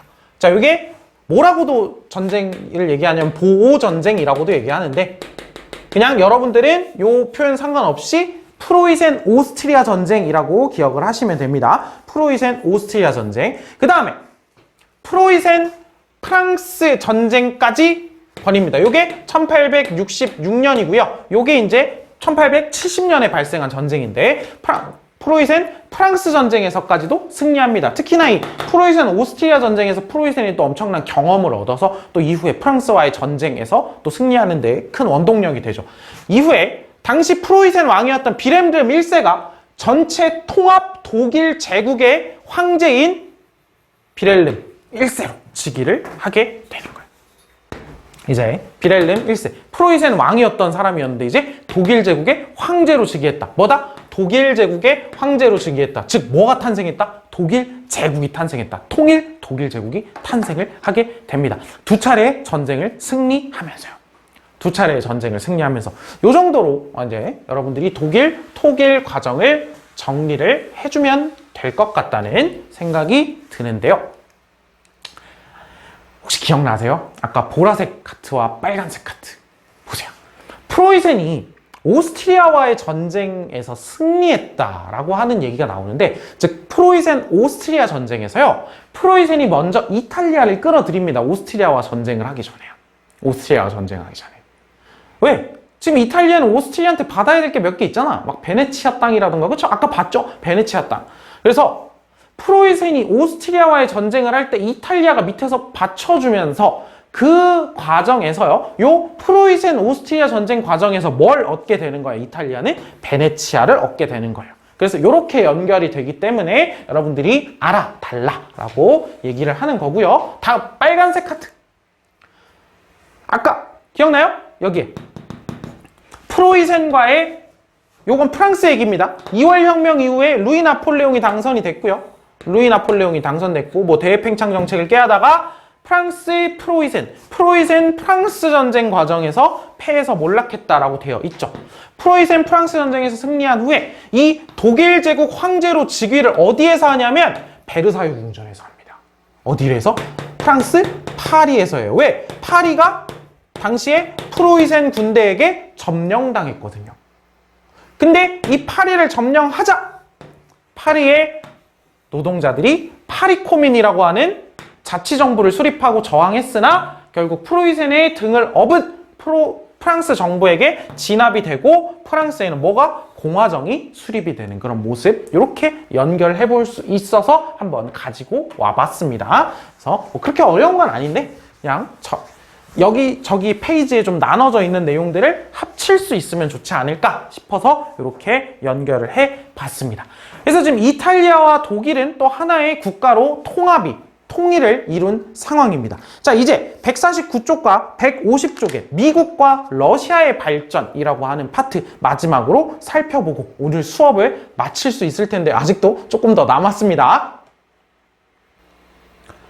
자, 그럼 이제 149, 150쪽에 있는 미국과 러시아의 발전 보고 수업 마쳐보도록 할게요. 자, 미국 발전 한번 보도록 하겠습니다. 자, 미국은 우리가 전에 마지막으로 봤던 장면이 뭐였어요? 미국 독립혁명이었죠. 자, 미국이 독립한 이후에 자, 처음에 시작이 어떻게 됐었어? 영토가 여기 있죠. 자, 건국을 한 13개 식민지 13주고요. 영국으로부터 파리 조약으로 인해서 이후에 받게 된 땅, 처음에 시작은 요 두 개로 시작을 합니다. 이제 두 개로 이제 시작을 해서 어디로? 서부 지역으로 쭉. 그래서 우린 이걸 뭐라고 불러요? 서부개척이라고 부르죠. 그래서 프랑스로부터 사고, 뭐 텍사스도 병합하고, 에스파냐로부터 받고, 멕시코로부터 받고, 그리고 멕시코로부터 받고, 그다음에 오리건 이 지역을 병합을 하면서 결국에 쭉 1840년대 중후반 한 50년대 정도가 되면 완벽하게 지금 우리가 알고 있는 미국 전체의 영토까지 서부 개척이 완료가 됩니다. 그래서 활발한 서부 개척을 추진해서 1840년대 말에는 영토가 아까 저쪽 끝이 태평양이었죠. 이제 영토가 태평양 연안에 이르게 됐는데 문제는 이렇게 영토가 넓어졌다는 게 중요한 게 아니라 다 떠나서 지금 뭐가 중요해? 남부, 북부의 대립이 굉장히 크게 발생하고 있는 상황이었어요. 미국은 처음에 만들어지고 서부개척까지 이어지는 요 한 60년, 70년 정도의 시간 동안 남부와 북부가 모습이 너무 달라요. 그래서 그 과정에서 남부와 북부의 정치적인 색깔도 다르고요. 정치적으로 원하는 것, 경제적으로 원하는 것이 너무 다른 상황이었습니다. 남부는 어땠냐? 근데 반면에 북부는 어땠냐? 좀 한번 살펴보겠습니다. 남부는요, 원래부터 이 땅 자체가, 남부 지역 자체가 굉장히 비옥한 토양입니다. 여기는 농업이 발전해요. 그래서 여기는 대농장이 발달했는데, 이 대농장, 어디서? 면화, 목화를 재배하는 거야. 그리고 노동력은 누구로 갔다 와요? 흑인 노예를 고용해서 면화를 재배하는 대농장이 발달합니다. 대농장이 발달합니다. 여기는 이 물건들을 자유롭게 갖다 팔고 할 수 있는 이제 이 농장에서 나온 수확물. 그래서 영국과의 자유무역이라고 하는 걸 경제적으로 요구하고 있던 지역이었어요. 그런데 북부는 반대로 여기는 원료가 좀 풍부해요. 자원이 풍부하단 말이야. 그래서 여기는 공장들이 좀 많아요. 제조업 공장들이나 이런 게. 그래서 여기는 자유로운 임금 노동자를 바탕으로 제조업, 공업, 상공업이 발달한 곳이고요. 그렇다 보니까 여기는 영국의 물건이 너무 값싸게 들어오거나 이러면 우리 미국의 상공업, 제조업이 타격을 받을 수 있으니까 뭐 해달라? 좀 보호무역을 해달라. 영국의 값싼 공산품들이 들어오는 것을 막기 위해서 뭐 해달라? 보호무역을. 지금 경제적으로도 원하는 게 너무 다르고 시작할 때 상황 자체가 너무 다르죠. 여기는 대농장, 여기는 상공업이 발달. 그런데 문제는 뭐냐면 자유로운 임금 노동자, 그냥 일반적인 돈 받고 할 수 있는 임금 노동자들을 바탕으로 하고 있고, 여기는 누구를 바탕으로 하고 있어요? 흑인 노예를 고용하고 있어요. 결국에 지금 이 남부와 북부의 최종적인 갈등의 핵심 문제가 뭐로 나오게 되냐면 노예제로 나오게 됩니다. 이 노예제. 자, 북부 입장에서는 노예제가 폐지돼서 노예들이 해방되면 그 사람들이 자유로운 노동자들로 풀리게 되면서 그 사람들이 다 노동력이 될 수 있는 거 아니야? 돈 받고 일하는. 그런데 여기는 노예를 해방시켜버리면, 흑인 노예를 해방시켜버리면 농장에서 누가 일해? 라고 얘기를 하는 거죠. 그래서 결국에 남부와 북부의 대립은 뭘로 터져 나와요? 이 노예제를 둘러싸고 터져 나오게 됩니다. 남부와 북부의 대립이 노예제를 둘러싸고 터져 나오게 되는. 그래서 지금 남부와 북부가 어떠한 상황이었는지를 여러분들이 잘 알아두셔야 됩니다. 자, 볼게요. 남북의 경제 비교 한번 살펴보도록 할게요. 인구도 북부가 많네요. 인구도 북부가 많아요. 한 2.5배 정도 많네. 그리고 봐봐. 북부가 섬유 제품을 생산하는 양, 철, 밀. 지금 봐봐요. 지금 전체적으로 여기는 원료, 자원이 굉장히 풍부한 곳입니다. 그래서 뭐 하는데요? 여기에 상당히 여기는 제조업, 상공업이 발달한 곳인데, 자, 북부가 하나 압도적인 게 있는데 뭐가? 면화 생산량이. 근데 이 면화 생산을 뭘로 해요? 흑인 노예로 하고 있단 말이야. 흑인 노예들로 하고 있단 말이야. 그러니까 지금 둘의 이해관계가 다를 수밖에 없죠. 그래서 지금 북부와 남부 인구를 보면, 이거 수능 특강의 자료에서 가지고 온 건데 2200만 대 900만, 그 중에서 400만이 흑인이었대. 자, 무역 정책을 보면 아까 얘기했죠. 여긴 제조업, 상공업이 발달했기 때문에 영국과의 무역에서 우리를 좀 보호해달라는 보호무역. 여긴 자유무역을 지지하고요. 여기는 연방, 국가 전체가 좀 강해지는 걸 지지하고, 여긴 분권, 좀 이렇게 지역별로 독립성을 좀 가지게 해달라라고 하는 걸 지지하고, 생산 자본. 여기 이제 상공업이다 보니까 생산 자본이 좀 더 많죠. 자, 남북 전쟁 직전에, 자, 다시 한번 여기 북부와 남부를 한번 보면 수능 특강이에요, 이걸로. 임금 노동자를 이용한 상공업이 발달했다. 여긴 자유로운 사람들을 얘기하는 거란 말이야. 근데 남부는 노예, 흑인 노예 노동을 이용해서 면화 재배하는 대농장이 발달. 여긴 노예란 말이에요. 이런 경제구조의 차이, 결국에 경제구조의 차이가 무슨 문제로 터져나온 거야? 노예 문제로 터져나오게 되는 게 결국 이 당시에 남북 갈등의 핵심 문제였던 거죠. 그래서 다음으로 넘어가 보겠습니다. 그런데 이렇게 남부와 북부의 대립이 엄청나게 커지고 있는 가운데에서 누가 대통령에 당선이 되냐? 링컨이 당선이 됩니다. 근데 왜 이게 문제냐? 링컨은 노예제 폐지에 찬성하는 입장이었거든요. 그러자 대통령에 당선되자 야, 링컨 당선됐다고? 야, 망했다. 누가? 남부가요. 남부 지역 사람들 야, 링컨? 노예제 폐지하겠네? 그럼 우리 어떻게 해? 라고 하면서 남부 지역의 7개의 주가 미국 연방에서 탈퇴를 선언합니다. 우리 탈퇴! 라고 하면서 뭐가 시작이 돼요? 남북전쟁이 발생한 거예요. 미국의 내전이 발생한 거죠. 미국의 내전이. 자, 노예제 문제가 심각한 가운데 노예제 폐지에 찬성하는 링컨이 당선되면서 남부 7개 주가 연방에서 탈퇴해버리면서 남북전쟁이 일어납니다. 처음에는 남부가 좀 우세했는데요. 링컨이 중간에 아주 결단을 내려버려요. 링컨이 그 전쟁 중간에 뭐를 발표합니까? 노예 해방 선언을 합니다. 노예 해방 선언을 해요. 그러면서 전세가 북부에 유리해지게 되죠. 노예 해방 선언 조금 이따 볼 거고요. 링컨이 노예 해방령을 발표를 하면서 전세가 북부에 유리해지게 됩니다.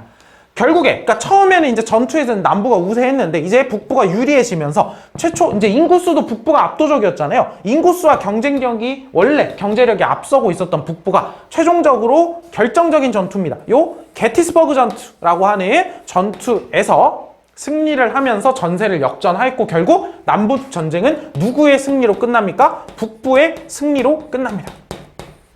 북부의 승리로 끝나게 되는 그 모습을 우리가 남북전쟁의 마무리로 볼 수 있어.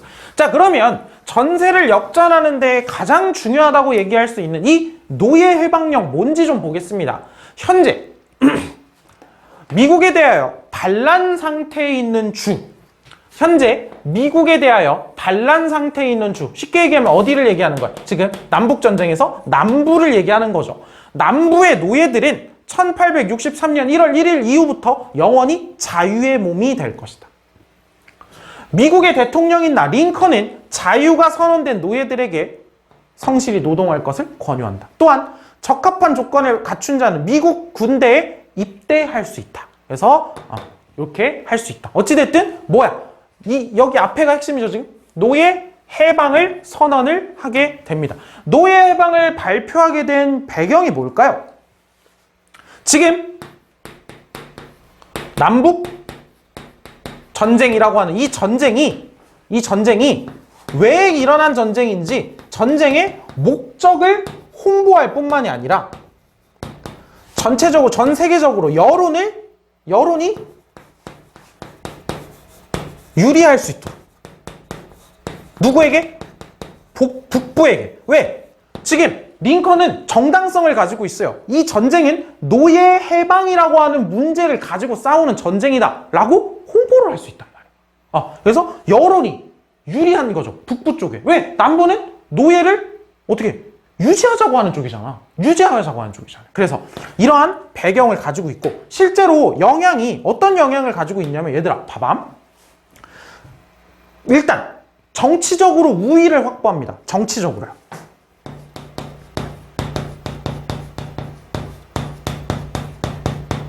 우위. 정치적인 우위를 확보합니다. 이게 무슨 뜻이야? 여론이 북부에게 유리해졌다는 거죠. 거기에다가 하나 더 어떤 효과가 있냐면 추가적으로요. 자, 남부의 노예들이 해방됐죠. 그래서 이 해방된 남부의 노예들이 북부 군대에 들어오는 경우들도 생기게 돼요. 그러면서 이제 북부 군대가 더 빵빵해지는 그런 상황들도 생기게 되고요. 그래서 이런 정치적 우위를 확보하고 해방 노예들이 북부 군대로 참전하게 되는 이런 효과들까지도 얻을 수 있게 됐던 거죠. 그래서 이 노예 해방령이 가지고 있는 그런 의미가 있구나라고 하는 걸 한번 봐두시면 될 것 같고요.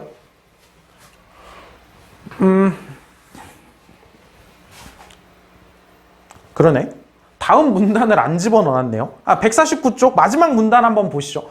남북전쟁 이후에 이제 미국은요, 어쨌든, 우리가 이 안에서 싸워서 어떡해? 라고 하는 이런 공감대도 이제 어느 정도 형성이 됐을 거고요. 국민적 단합을 이루고 본격적인 산업 정책을 추진을 합니다. 그래서 유럽 등 다른 대륙의 이민자들도 적극적으로 받아들이게 되고요. 여기 원래 이민을 통해 가지고 온 국가이기도 하고 인구 자체도 좀 펌핑을 해야 될 거 아니에요. 그래서 이민자들을 받아들이는 이런 것들을 통해서 노동력을 확보할 뿐만이 아니라 거기에 좀 체크를 해놔보죠. 대륙 횡단 철도를 부설합니다.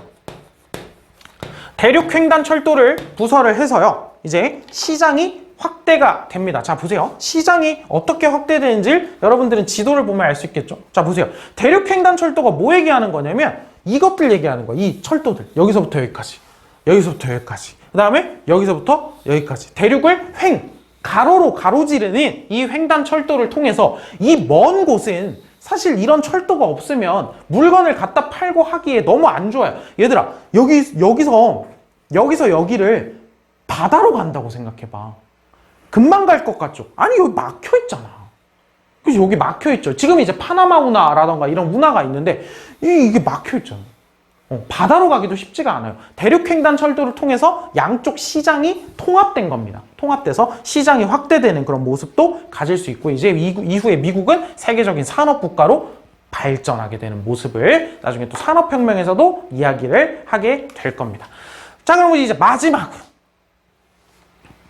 러시아 얘기를 한번 해보도록 하겠습니다. 자, 러시아는요, 빈회 이후에 나폴레옹 전쟁을 막아냈던 군사적 주역이에요. 그건 맞죠? 나폴레옹이 러시아에다 꼬라 박았다가, 너무 속된 표현이긴 한데, 갖다 박았다가 망했잖아요. 나폴레옹 격퇴의 주역이고요. 그래서 이제 군사적 강국으로서 영향력이 커졌는데 아까 말했죠? 내부는 여전히 썩어 있었다. 러시아는 군사적 강국이었으나 19세기에도 여전히 러시아 제국의 황제를 차르라고 부릅니다. 이 용어는 알아두세요. 황제인 차르가 전제 정치를 행했을 뿐만이 아니라 아직도 1800년대까지도 아직도 농노제가 여전히 유지되고 있는 국가였습니다. 그래서 주변 나라들에서 좀 비웃었대요. 쟤네는 뭐 군사적인 힘은 있는 것 같은데 쟤네는 너무 오래된, 너무 낙후됐다 라고 하는 그런 느낌으로 약간 비웃음을 당하기도 했다고 하죠. 자, 이러한 상황들 속에서 서유럽에서 자유주의의 물결은 러시아에도 들어왔을 거 아닙니까? 그래서 서유럽 자유주의의 영향을 받은 청년 군대 장교들 그리고 일부 지식인들이 뭘 요구해요? 자, 이거 한번 밑줄 그어보죠. 서유럽 자유주의의 영향을 받은 청년 장교 그리고 일부 지식인들이 차르의 전제 정치를 타도하라, 입헌군주제, 헌법을 제정해라 라고 하는 봉기를 일으키게 되는데 우린 그 봉기를 뭐라고 부르냐? 데카브리스트의 봉기라고 부릅니다. 데카브리스트의 봉기라고 부릅니다. 여기 있죠? 데카브리스트의 봉기. 데카브리스트가 이제 12월 당원이란 뜻이라고 하죠. 그래서 12월 당시 이제 러시아라는 단어가 기억이 안 나죠. 자, 러시아에서 12월을 데카브리스트라고 하는데 요 12월에 봉기를 일으켰다고 해서 데카브리스트의 봉기라고 이야기를 한다고 하죠. 근데 데카브리스트의 봉기는 실패합니다. 사실 요것도 이제 빈체제 시기의 자유주의적 운동의 하나의 모습이라고 볼 수 있겠죠. 자, 이 데카브리스트의 봉기를 진압했을 때의 당시의 차르가 누구냐? 니콜라이 1세입니다. 니콜라이 1세는 오히려 전제 정치를 더 강화하고요. 하나 더, 흑해 방면으로, 계속해서 전에 러시아 여러분들 지금 머릿속에 지도에 흑해가 안 그려지더라도 러시아가 자꾸 흑해로 내려가는 거 보이죠? 오스만 제국이 있는 그 흑해로 계속해서 내려가려고 하는 걸 여러분들이 인지를 해야 돼요. 계속해서 남쪽으로 내려가고 싶어 한단 말이야, 러시아는. 그래서 흑해 방면으로 남하 정책을 추진해서 결국에 그 크림반도 일대에서 요거 네모로 하면은 좀 그렇죠? 크림 전쟁을 일으키게 됩니다. 크림 전쟁. 근데 러시아가 흑해 방면으로 진출해서 남쪽으로 가서 크림반도도 먹고 오스만 제국의 영토까지 일부 먹으면 사실 주변 나라들 입장에서는 러시아가 세지는 거라서 그렇게 보기 좋지 않죠. 그래서 오스만 제국, 이 러시아인 침공을 받았을 때 오스만 제국을 영국이나 프랑스, 프로이센 같은 주변 나라들이 오스만 제국을 도와줘요. 러시아가 세지는 게 꼴보기 싫으니까요. 그래서 크림 전쟁에서 러시아는 패배합니다. 러시아는 패배해요. 자, 크림 전쟁 자체는 러시아 대 오스만 제국이에요. 오스만 제국인데 여기를 이제 누가 도와준 거야? 이 영국, 프랑스, 프로이센 동맹군들이 도와주면서 오스만이 승리, 즉 러시아가 패배하게 되는 이 모습을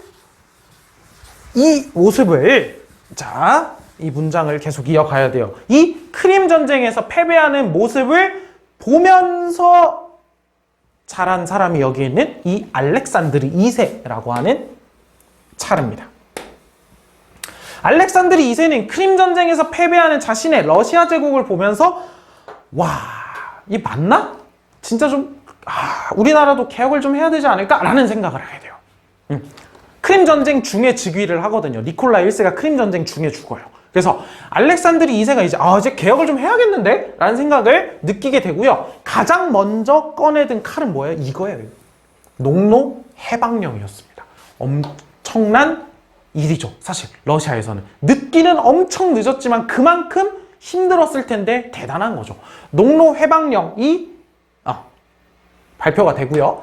그리고 지방에다가 의회를 설립해 주겠다. 왜냐면 이 농노가 해방이 되면 농노를 데리고 있었던 영주나 지주들이 그 지역의 일대 치안을 유지하고 이랬었는데 그 지방의 문제들을 해결하고 이랬었는데 그 문제들을 해결할 사람이 없어지잖아 이제. 그래서 지방의 문제를 해결하기 위해 이제 러시아어로는 젬스트보라고 부르는데 젬스트보라고 불리는 요 지방 의회를 설립을 합니다. 그리고 국민개병제.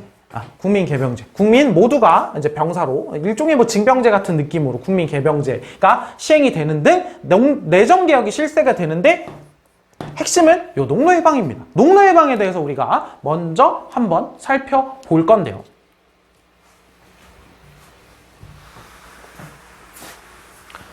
자, 알렉산드르 2세의 농노해방령입니다. 귀족은 농노의 인신, 몸에 대한 권리를 자발적으로 포기했다. 농민은 일정 기간 법에 따라 자유경작인, 그냥 일반적인 자유민의 모든 권리를 부여받을 것이다. 지주들은 소유한 토지에 대한 재산권은 가지고 있는데 농민들에게 고정된 임대료를 받고 토지 경작권을 부여할 것이다. 여기서 뭔가 좀 세야죠.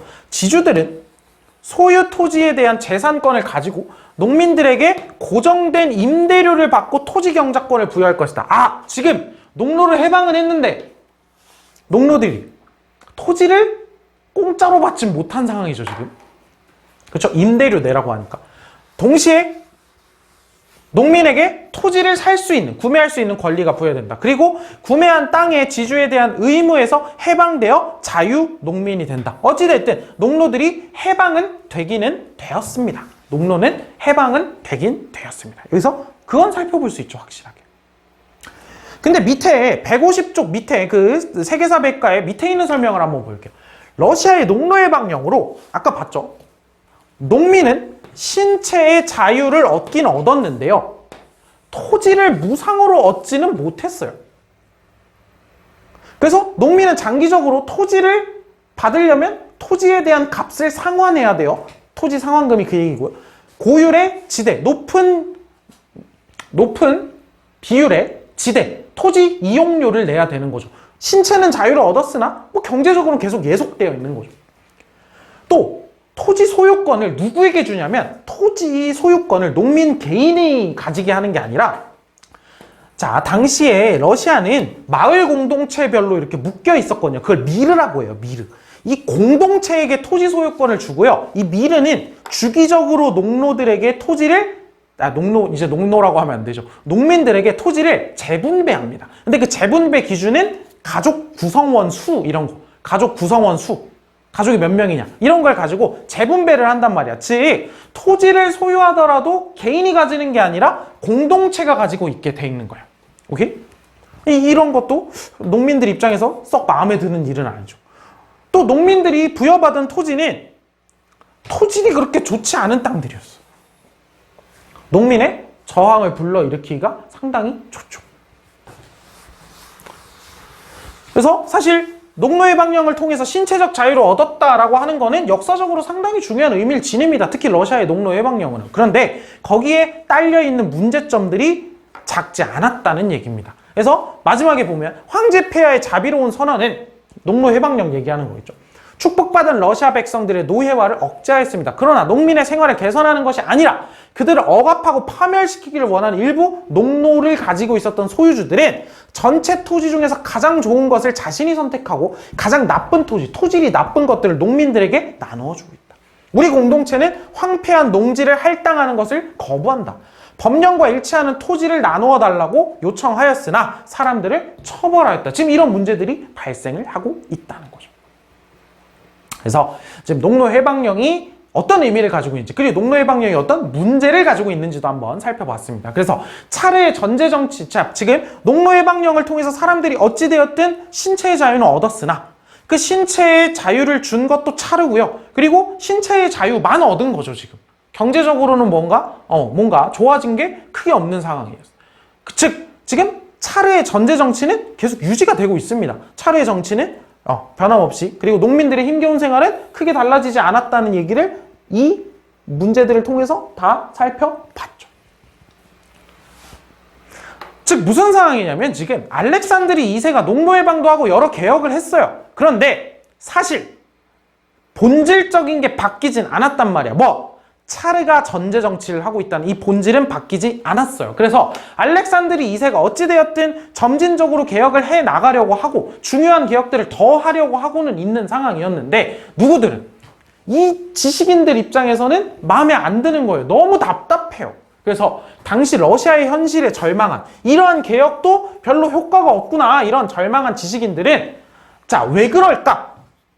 라고 생각을 했고 지금 우리가 해야 되는 거는 저걸 기다리는 게 아니라 차르의 정치를 기다리는 게 아니라 우리가 혁명을 일으켜야 되는데 혁명을 일으키려면 일반 민중들의 힘이 필요하고 그러려면 이 민중들을 어떻게 가르치고 깨우치게 만들어야 된다라고 생각을 하게 되죠. 그래서 지식인들은 전제 정치에 맞서서 혁명 운동을 벌이기도 했고 또 추가적으로 나중에 더 거대한 혁명 세력을 키우기 위해서 농민들을 깨우치기 위해서 농민들에게로 직접 들어가는 분화로드 운동이라고 하는 민중 계몽 운동을 펼치게 됩니다.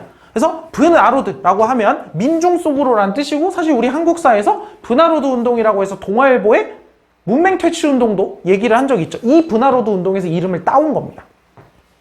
농민을 대상으로 혁명 사상을 전파하기 위해서 계몽 사상을 전개했는데 사실 농민들 입장에서 그렇게 와닿는 문제는 아니었던 거죠. 그리고 사실 지식인들이 농민에게 갔을 때 지식인들은 많이 실망했을 것 같아요. 얘네들은 왜 내 말을 못 알아듣지? 그리고 농민들은 얘네들은 뭔 소리 하는 거지? 그 둘 사이에 차이가 너무 큰 거죠. 간극이 너무 큰 거지. 그래서 농민들의 무관심 그리고 사실 이 자체를 정부가 탄압을 하기도 하고요. 별다른 성과를 얻지 못하는 가운데에서 너무나 답답했던 사람들이 알렉산드리 2세를 암살해버리는 사건이 발생합니다. 아주 극단적인 당시의 무정부주의자들이 알렉산드리 2세를 암살하기도 했다. 무정부주의자들은 뭘 얘기하는 거냐면요. 아예 국가나 정부와 같은 어떤 체제 있잖아요. 그런 구조 자체를 거부하는 사람들입니다. 그 구조 자체를. 그러니까 예를 들면 이런 거 있잖아. 국가를 뒤집어 엎어서 또 다른 더 좋은 모습의 국가를 만든다. 이게 아니야. 국가라고 하는 구조, 이런 체제 자체를 아예 없애겠다. 이런 사람들이고 아주 급진적인 사람들이죠. 그래서 이 무정부주의자들이 알렉산드리 2세를 암살합니다. 사실 알렉산드리 2세는 조금 더 앞으로 더 나은 개혁을 할 수도 있었어요. 사실 잘 모르지만 할 수도 있었는데 이걸 암살당해버린 거죠. 그러자 알렉산드리 2세가 암살당하고 이제 그 이후를 이어받은 알렉산드르 3세라던가 이런 왕들은 야, 저렇게 개혁을 해도 우리 아빠는 저렇게 개혁을 해도 암살을 당하네? 안 해. 라는 생각을 하게 되겠죠. 그래서 러시아에서는 차르의 전제 정치가 더욱더 강화됩니다. 그리고 자유주의 운동은 더 철저하게 탄압받는 이런 모습들을 우리가 살펴볼 수 있어요. 이 상황에서 이제 조금만 시간이 지나면 이제 러시아에서는 혁명이 터지게 되죠. 그게 러시아 혁명입니다. 우리가 다음에 러시아 이야기를 하게 될 때는 러시아 혁명에 대한 이야기를 하게 될 거예요. 오늘 수업 참 길었습니다. 그쵸? 자, 마지막 장면 맞죠? 수업 참 길었는데요. 어찌되었든 오늘은 좀 이렇게 국가별로 잘라서 타임라인을 해놓을 테니까 여러분들 잘 찾아서 들으시면 될 것 같고요. 조금 정신이 없었을 수도 있을 것 같아요. 좀 PPT가 오류가 있어서 왔다 갔다 하는 것들도 있고 막 이래가지고. 근데 조금 그래도 뭐 아예 못 알아들을 정도는 아니라고 생각이 되니까 그 부분은 조금만 양해를 부탁드리겠습니다. 자, 그러면 우리 이제 다음 시간에 산업혁명 짧게 마무리하고요. 이제 5단원인 제국주의와 두 차례 세계대전으로 넘어갈 겁니다. 마지막 산업혁명 단원에서 만나보도록 하겠습니다.